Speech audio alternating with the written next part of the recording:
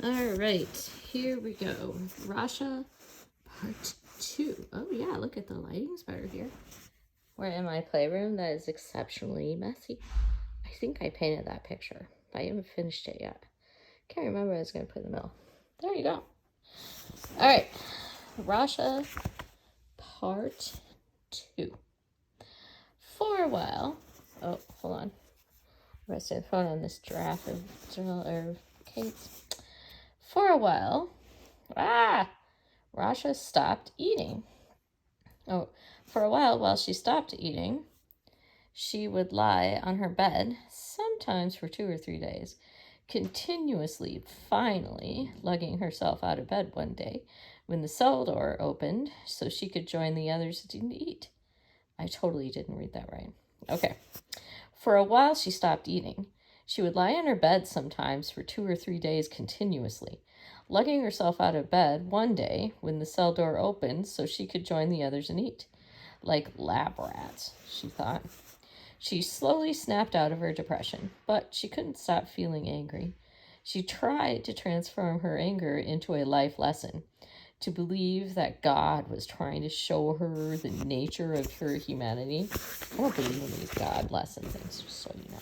I think that's BS. It just sucks. This is people being nasty. Okay, but she felt wronged. Never in her life had she thought she would end up in jail unless she had committed a crime. So why was she here? For what? Because she had overstayed her visa and was now undocumented? She didn't commit a crime, and she was being punished for someone else's acts, for someone else's crime. She hadn't been convicted. She had been abducted. This wasn't justice. It was revenge. She watched her mother become a preying machine. She began to observe the little things the inmates would do for survival, to keep a sense of autonomy, in whatever small fashion, over their own destiny. One woman would swipe the pint-sized milk cartons for her meals and store them in the toilet because, yuck, they stayed colder that way. When Rasha's mother saw this, she freaked out. "Oh my God," she told her daughters at a meal one day. "They put the milk in the toilet. Why? Why do they put milk in the toilet?" And Rasha saw her mother slowly begin to mingle with the other inmates, which relieved her as she never expected it would. Her mother shared a cell with another woman, and Rasha, in her cell, was becoming closer to her sister. They had often fought while growing up, but now they were close. The two girls held each other's sanity like a locket, and Rasha felt the life breathing back into her. She and Raim began cracking all kinds of jokes about prison life, jokes that Rasha has since blocked out. They played games with each other. Oh, look. Sorry. If I get the giraffe's leg just right, I can hold the book down. Sorry, I'm kind of tired. There you go. You gotta get your joy where you want it. All right, here we go. But then I don't have the giraffe to rest my book on. Here we go. Played games with each other. They looked down at their prison-issued jumpsuits and Converse shoes. So weird. I bet they don't get Converse shoes anymore. And resolved never to wear Converse shoes again. Over time, they met the rest of the inmates. Pakistani women, Arab women, and other Muslims detained under similar circumstances. Russians and Israelis were also there, usually for immigration reasons. A smaller group of Asians and a much larger population of Latinas and African American women held mostly on drug-related charges. They found out that the other immigrant detainees had been incarcerated for days, weeks, and sometimes months. The discovery was not comforting. But if the holding area reminded her of TV prison, the prison wing was different. On TV, inmates are constantly in your face, goading you into fights, organizing into gangs, and carving out turf. But at Bergen, Rasha eventually found out that the women were there because of crimes they'd committed just to get on with their lives, to make money, to survive. Petty theft, smuggling, and dealing were their offenses. It didn't matter if the women were serving criminal sentences or were detained for immigration violations, which is so uncool. Like, why are they put together? I don't know. It sucks. Everyone was incarcerated together. And slowly, Rasha and her sister and mother learned that the women in jail, both immigrant and criminal prisoners, were kind to each other. The system had turned all of them into caged specimens, and as a way of defeating it, the inmates shared in a surplus of goodwill for one another. Being treated as beasts grew their humanity to one another. It was how everyone survived. The situation was different with the correctional officers. They spoke to the inmates as if they were gods and inmates a subhuman species. Rasha found them ignorant and abusive. They carried their authority like a truncheon. They walked around like Mack trucks, shaking the highway, and they steamrolled over you. Notice all of that really strong wording, right? Like you were a fly stuck in hot tar. Simile. They yelled at you. They ignored you. They terrified you.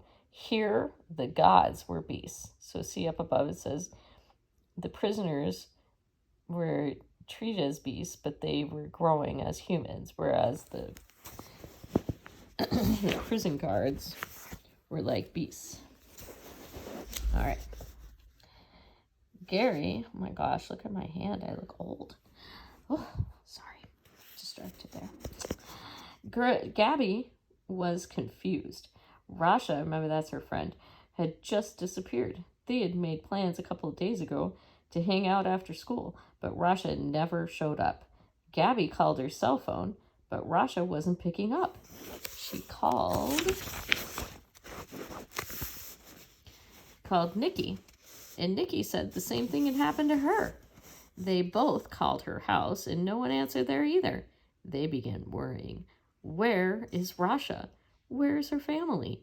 Gabby was on her computer one night, a few days later, when someone instant messaged her out of nowhere.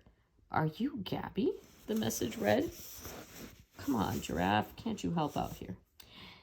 Oh, use this leg to rest my phone on. Ah! Oh my gosh. It may take me forever to read this book. I can't handle it. All right. This is exciting part. All right. Are you Gabby? The message read. Yes. This is Gabby, she wrote back, confused. Now my nose itches. Oh, gotta itch it with the phone. Oh, no, you gotta close up. Jeez. Okay. I can do this. I so can do this. And then Kate's gonna come up. Just wait. All right. I have to talk to you. It was Nada, a friend of Rasha's family. Gabby had met her before, although they weren't close. But Nada, I wonder if that's how you say it, Nada, knew that Gabby and Rasha were best friends, though Rasha's uncle, Nada, and her family had learned what had happened, and Nada explained the situation to Gabby. Oh my God, Gabby said. You can't tell anybody, Nada warned. Don't contact anybody. Gabby agreed, and she hung up the phone. She was so scared for Rasha. They were more fortunate, so this is back to Rasha. They were more fortunate than many of the post-September 11 detainees. They had an attorney. One of Reem's friends learned about their ordeal and called various legal and community organizations on their behalf. After being incarcerated for 2 weeks, Rasha and her family received their first visit from an attorney affiliated with a local Arab association.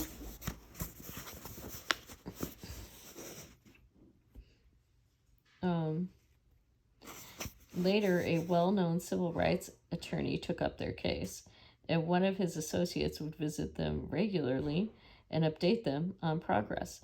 Meanwhile, they watched attorneys affiliated with the Council on American Islamic Relations float by the prison, trying to locate others who had been swept up in the mass arrests. But prison still terrifies. It didn't take Reem long to develop a horrible rash all over her body from those blankets. One night, when everyone was asleep, Reem couldn't take the itch and pain any longer. and she began knocking on the glass. Two officers were talking on the other side, and Reem began pleading with them to come out. I need to tell you something, she said. Come out. The glass moved sound only in one direction. The officers could hear her, but she couldn't hear them. One officer looked up, stared at Reem, and motioned her to go back into the interior of her cell. But Reem wouldn't give up. She kept knocking. She kept knocking louder and louder. Come here, she yelled. She opened her jumpsuit to show her rash to the female officers. Come here, she yelled again. I need to show you something right now. The officer leaned over and pressed a button. I'm in the middle of a conversation, she lectured. You wait till I'm done. But Reem just wouldn't stop banging. You come out right now, she yelled frantically. You come out right now. She was sobbing. Seeing her older sister desperate for some kind of medical attention, Rasha began crying too. And later she would thank God that her mother wasn't around to see this, because she was sure it would have given her a heart attack. The officer finally came out to see Reem and began yelling at her. What the hell is your problem? She shouted. That's what I want to do to you guys at school. Reem was screaming hysterically. I have a rash. My whole body is red. I need attention. Rasha watched the officer. She wasn't the least bit sympathetic, she thought. Eventually, she made a medical call. But the incident stayed with Rasha, and she couldn't get it out of her head. She kept seeing the officer's reaction replay when she closed her eyes. The only reason she made the call was because it was her duty, Rasha thought, because her job told her she had to do something. It was not out of any feeling for Reem's suffering, not because she too was a human being. Beasts acting like gods. They stayed in county jail for 3 weeks, after which they were transferred to a female wing in the Metropolitan Detention Center, MDC, in Brooklyn.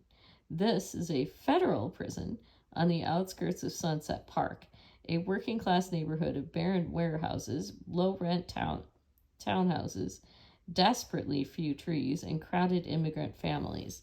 The prison is recessed under the Gowanus Expressway in a bombed-out industrial area hosting strip clubs in a Costco nearby. But it was also the same facility that was holding Rasha's brother and father. Getting there was the same routine. They collected their belongings, then were shackled and driven under armed guard to Brooklyn.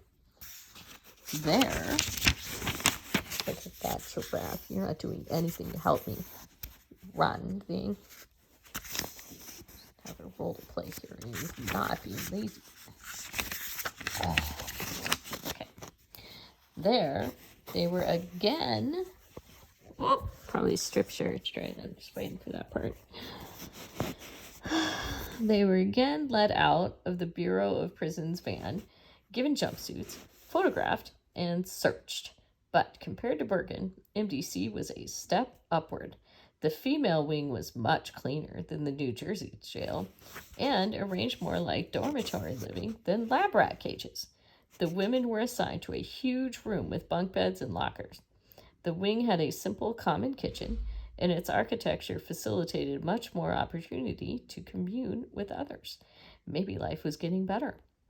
The women held at MDC were just as resourceful, especially again with food. They would collect all the leftover food and find ways to preserve it. Jerk the meat, I have no idea what that means. Collect the vegetables and store them. When they were given plain pasta for dinner one night, some of the Asian inmates took over. It's kind of crazy. Reaching for the old vegetables, chopping them up, and mixing them with the pasta for dinner. Rasha was impressed. But just as Bergen, time at MDC dragged on. Rasha began to feel that they were never going to get out. She wasn't going to see her friends again, and she was not going to get to graduate from college, get married, and move on to the next phases of her life. She slowly resigned herself to these facts. At least, if she had committed a crime, she would have stood in front of a judge and answered the charge against her. If convicted, she would have been properly sentenced. That means given, a sentence for how long she's going to be there, right? And then she would know exactly how long she was going to be here. But as a detainee, she had no idea when she would be let out. It was enough to drive her crazy. What saved both her and her sister from madness was a feeling of responsibility for their mother. The living arrangements allowed the daughters to look out for her. This usually meant standing up for her with the correctional officers, who often treated Rasha's mother. So weird. It's like the reverse, the kids standing up for the mom. Which often treated Rasha's mother, since she couldn't communicate in English as easily as her daughters, with impatient contempt. So because her mom couldn't speak good English, so impatient contempt, we're like, come on, spit it out, whatever. The conflict reached a head one day when Rasha's mother went to a room assigned to their wing's correctional counselor. A correctional counselor's job is to assist in the smooth running of the facility, in part by hearing and assisting inmates' concerns and requests. She asked him to call her son, who was being held in Pennsylvania. Remember the one that's in juvie detention. Rasha didn't like this counselor. He had all the capricious behavior, and they're going to explain what that means, and arbitrary mood swings of a dictator. On some days, he would look at you with those large, gentle cat eyes. He would listen to your problems and help you out as he could. Then you'd feel so grateful, as if you owed him more than you would ever be capable of repaying. But most of the time, he was just lecturing and insolent. So capricious means you're one thing one day and another thing another day. So he was nice one day, but then most of the time he was a jerk. All right. He would look at Rasha and her family in their prison jumpsuits and treat them like the dust hiding under dust. He didn't know the reasons for people's incarcerations, and he didn't care anyway. He was always shaking his head at the inmates, telling them they shouldn't expect anything at MDC and that they deserved everything they got. Since they all had done something terrible, they all deserved to be here. What a jerk. That's how he treated Rasha. But she had committed no crime, and she knew she didn't deserve to be there. She hated him. Rasha's mother had the right to call Wasim in juvenile detention on regular occasions, and she always counted down the days when she would next... there's the dogs. One day I'll take you down and show you them. But Dave's kind of grouchy, so I can't do that. Next, be able to hear his voice. One day when it was time, she walked into the counselor's office and asked him to call. For reasons that were unclear to Rasha, he denied her mother's request and summarily dismissed her like a kindergarten child. Rasha's mother walked out of his office believing she would never be able to call her son. Remember, because she doesn't really understand English. She was in tears, and the two girls ran up to their mother to ask why she was crying. They got the story and turned their mother around, walking her back into that counselor's room. They started yelling at the counselor, and eventually he relented. Rasha's mother felt so much better because she got to make the call and talk to her son. But Rasha looked at the counselor and could feel the acid bubbling in her stomach for this man who made her mother cry for no reason. For a while, they were the only immigration detainees in their wing of MDC. Everyone else was being held on a criminal charge. Some of them were so young. One baby-faced Latina girl seemed so childlike to Rasha that she felt her heart crack every time she looked at her. One day, a woman was newly deposited in their wing. Rasha later discovered that she had been delivered directly from the airport, even though she had done something wrong. She came just from the airport. She and her husband had valid entry visas.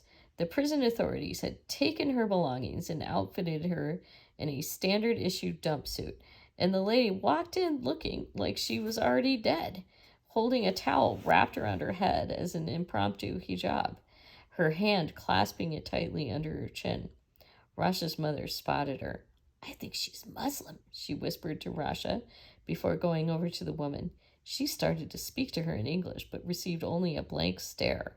So she tried Arabic, and the woman, who turned out to be Egyptian, exhaled an enormous sigh of relief. Speaking in a flurry of their mother tongue, they broke down crying.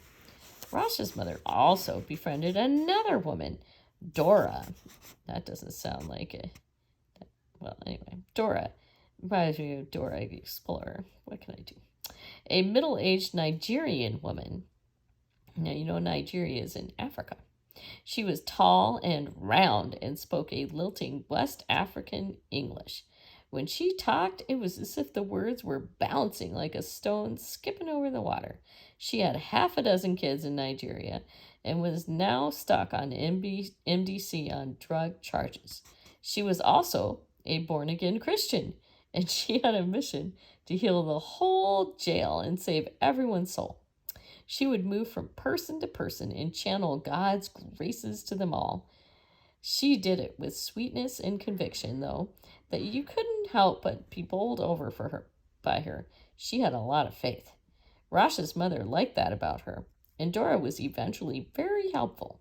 Before they had been arrested, Rasha's mother had had surgery scheduled. She was having gallbladder problems, but the incarceration had forced her to miss her appointment. At MDC, her gallstones flared up again, painfully. The prison doctor prescribed some painkillers, but they had little effect. To leave the facility for a medical procedure was a bureaucratic nightmare, and you know that counselor's not going to do that, and would take months of wrangling and paperwork.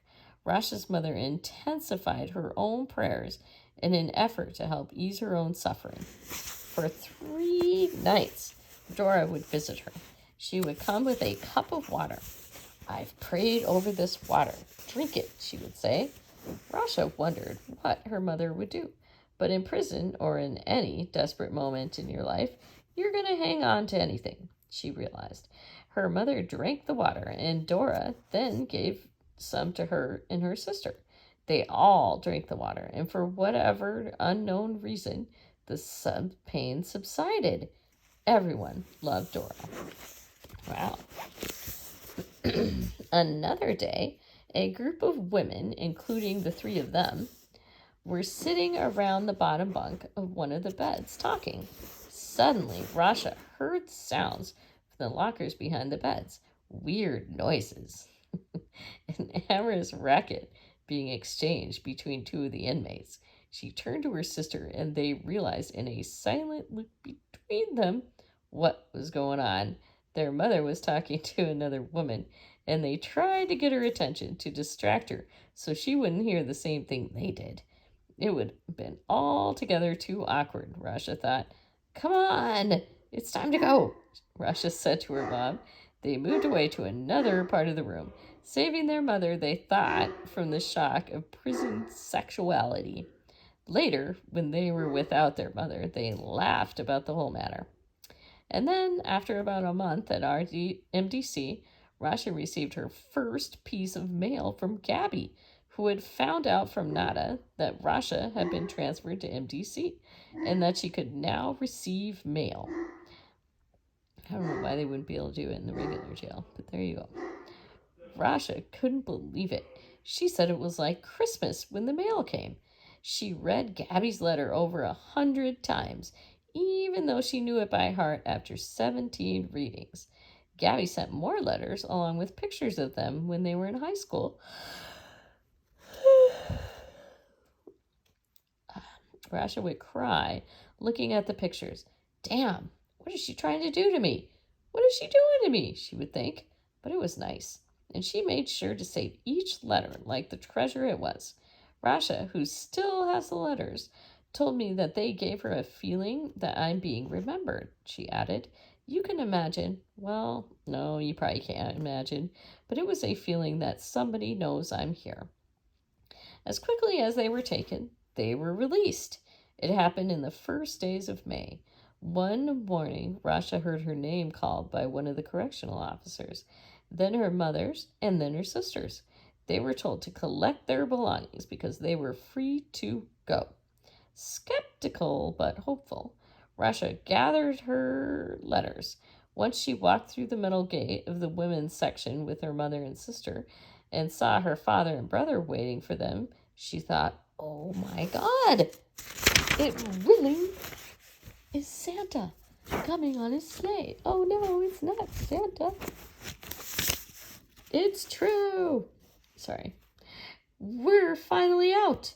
The entire family was set free at the same time, including Wasim, who was discharged from the juvenile facility in Pennsylvania on the same day.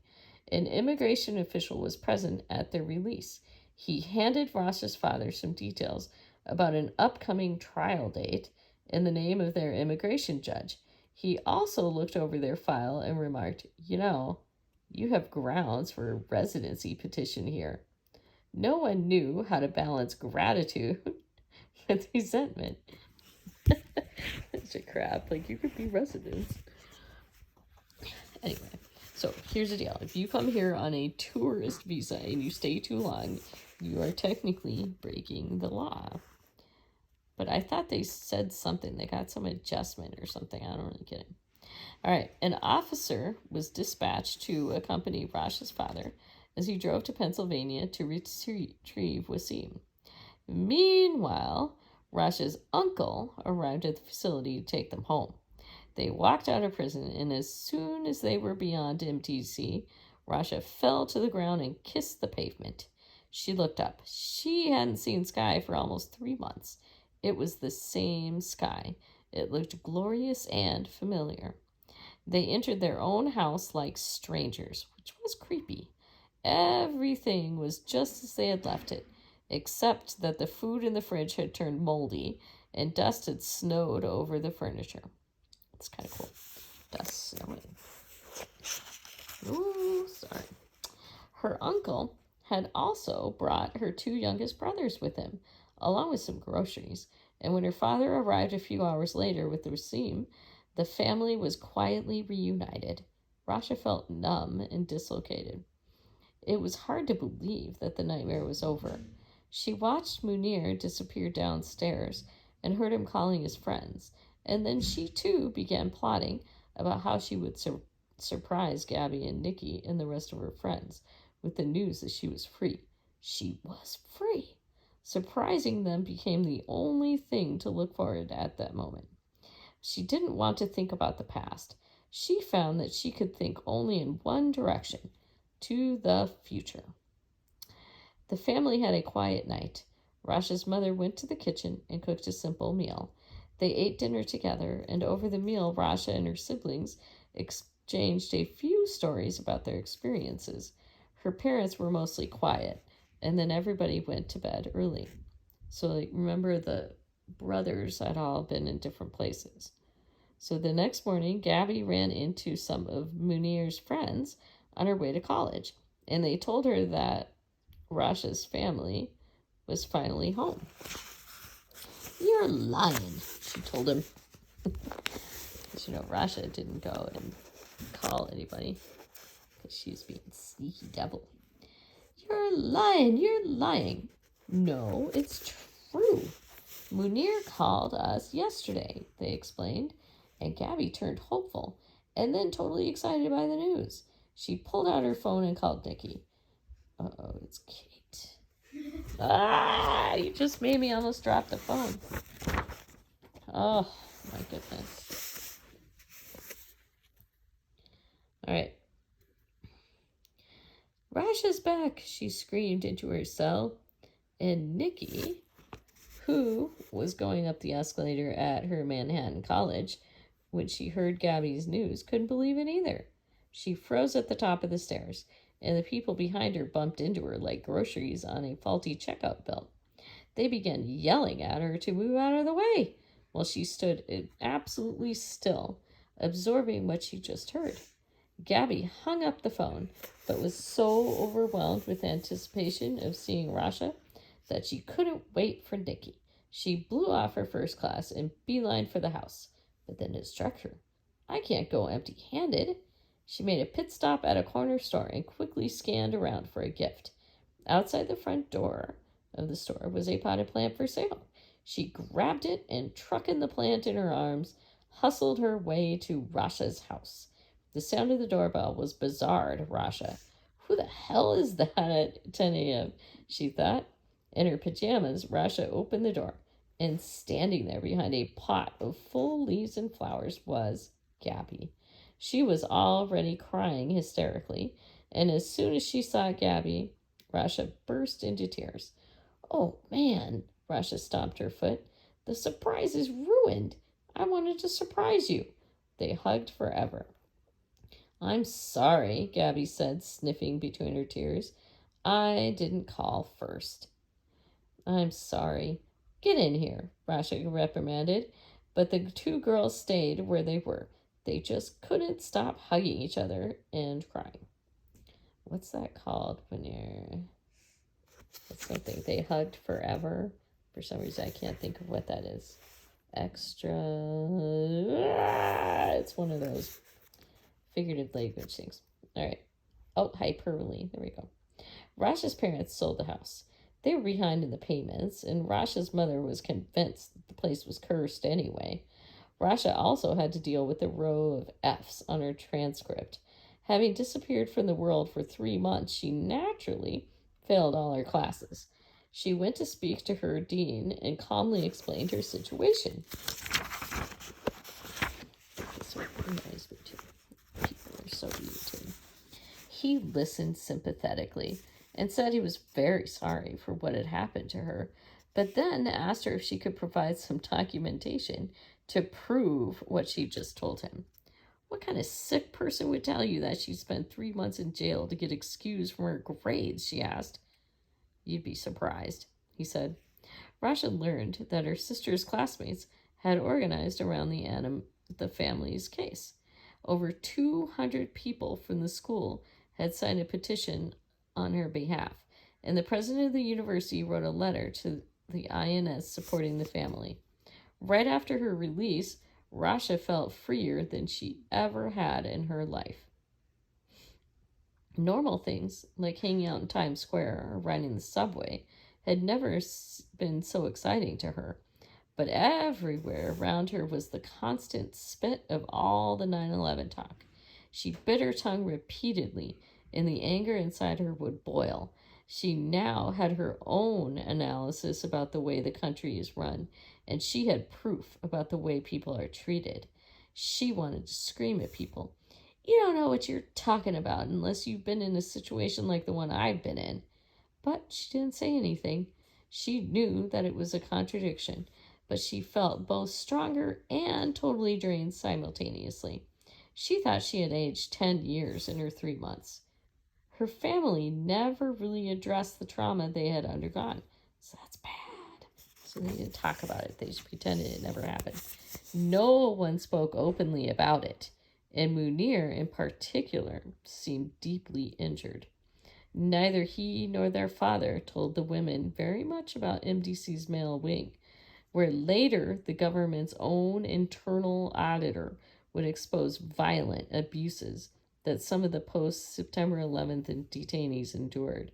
Right after their release, Munir was joyous and full of life. He began praying regularly, 5 times a day, and was talkative and communicative.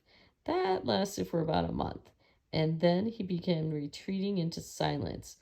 He became a distant island, hard to reach. Ooh, look, that's a metaphor.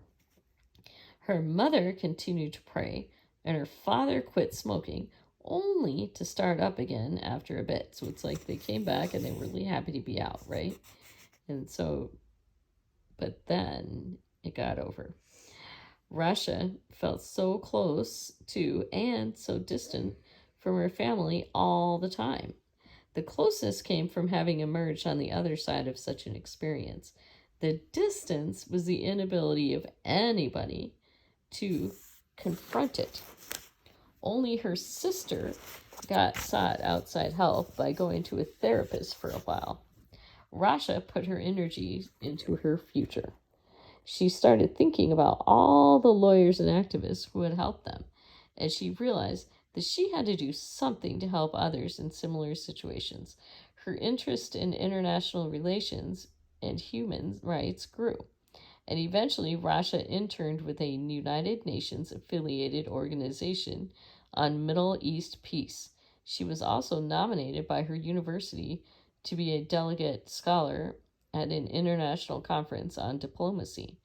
It was a huge honor, but one she had to turn down. Rasha was still undocumented, so until her immigration status was resolved, she couldn't leave the country because she wouldn't be able to get back in. And so she told me, if there's anything that I've discovered about this whole thing, it's that people take for granted being a citizen of this country. They don't see the importance of having a privilege like that. I've been in this country for 18 years, and I'm working hard, and I'm qualified, but I've missed all these opportunities. I feel like it should be a lot easier than this. It's not fun. It's just not fun at all. Rasha was one of the lucky ones. She had family both inside and outside prison supporting her.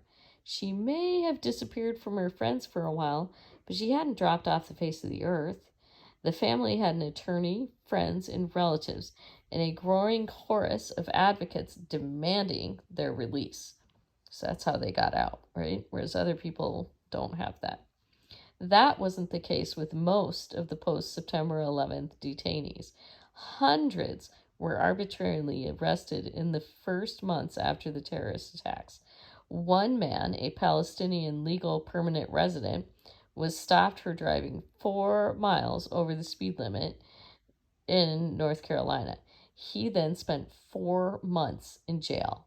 Many of the men, and they were overwhelmingly men, were denied access to counsel, secretly shuffled between facilities, and deported in midnight planes back to their home countries, sometimes without having their families in the U.S. notified, and in at least one reported case, without even his own clothes. Oh, that was clothes, Kate.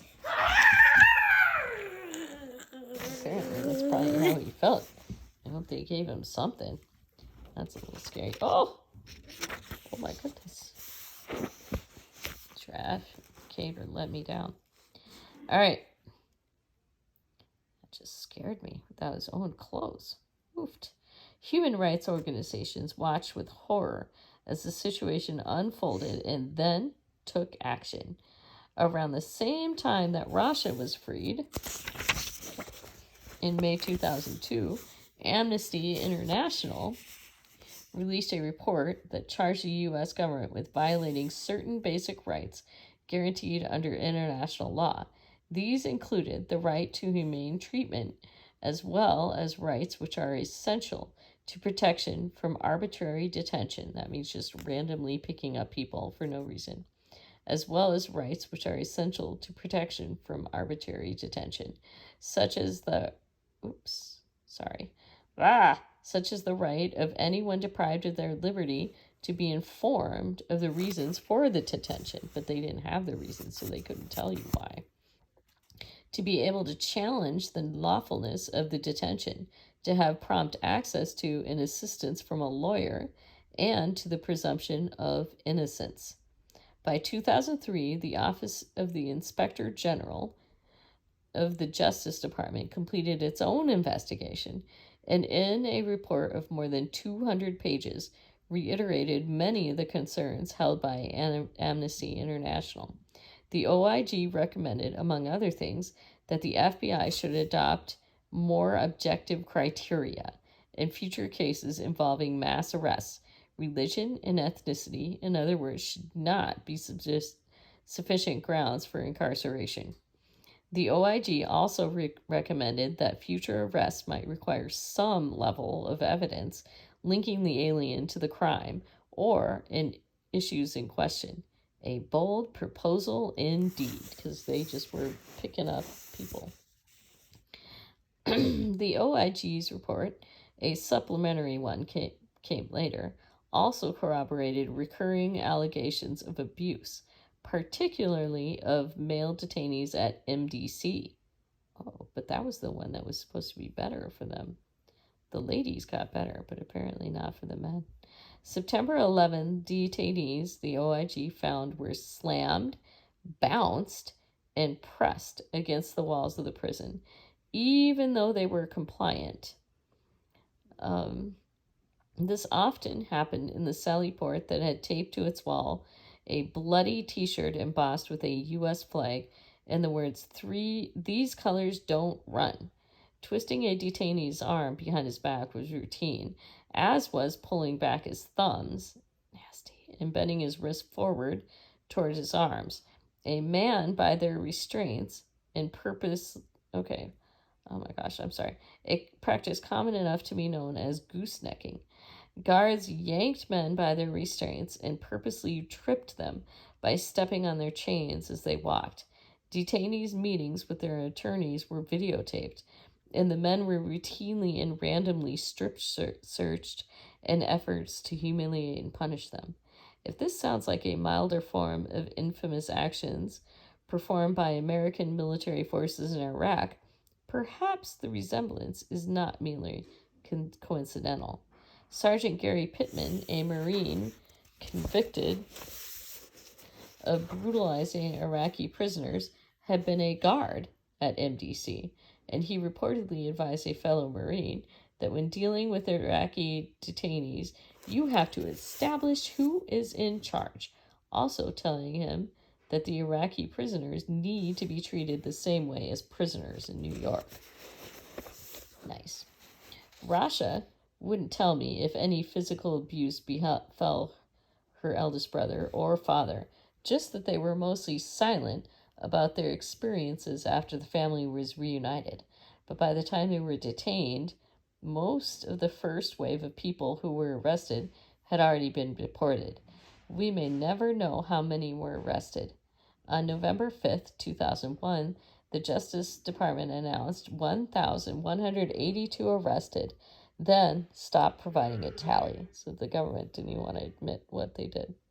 The Inspector General's report acknowledges 762 people detained on immigration charges between September 11, 2001 and August 6, 2002 as a direct result of the terrorist investigation, including 24 already in prison before September 11th. It also says that of these 762, only 6% had received a final deportation order prior to their arrests. So none of these people have been told, hey, your visas are, a problem, you need to go home. In other words, people were picked up randomly through traffic stops or tips by nervous neighbors and snitches. Usually petty criminals offered leniency for any information that would push the September 11th investigation forward. Such information is often wildly unreliable, and Rasha suspects a snitch in her case. Prior to September 11th, immigration authorities could hold people for only 24 hours before charging or releasing them, but by September 20th, 2001, Attorney General John Ashcroft had changed the rule to 48 hours and with an emergency exception for unspecified reasonable amount of time.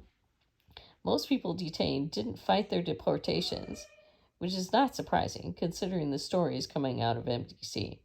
They should have been deported before the legal limit of 30 days, but they continued to be held long after because the government would not free them before completing the FBI clearance. The FBI cleared only 2.6% of detainees within 3 weeks. Some languished for hundreds of days in prison. The average length of detention for a post-September 11th detainee was 80 days, about the amount of time Rasha spent in Bergen in MDC. How much is this?